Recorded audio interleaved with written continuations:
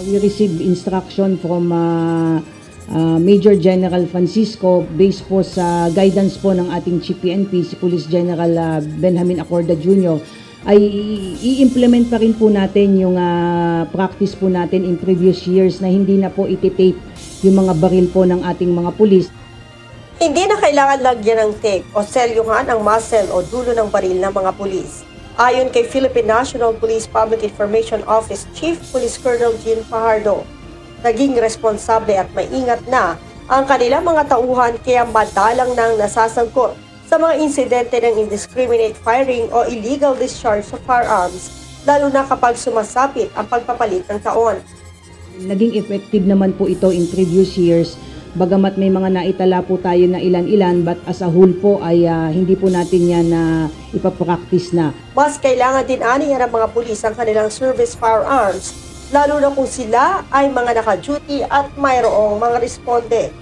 Kasama po sa naging consideration, ma'am, is yung dapat po once na particularly yung mga pulis po nating naka-deploy ay kung sakasakali po nga magre-render po sila ng immediate police assistance ay hindi na sila mag-aalala na hindi po puputok yung baril nila dahil naka-tape po yon na maaaring mag-hamper po sa mabilis po na response po nila.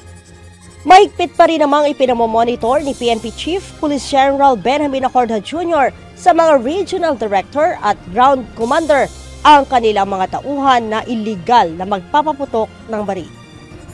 Ang sino mang pulis po nagagamit ng baril sa any form of revelry, particularly this holiday season, ay may kakaharapin pong mabigat na kaso maliban po sa criminal case na maaari po nilang kaharapin na maaaring makapagtanggal po sila sa serbisyo. So again, we would like to take this opportunity to remind all our PNP personnel to refrain from using yung kanilang mga baril lalong-lalo na sa pagsalubong po ng bagong taon.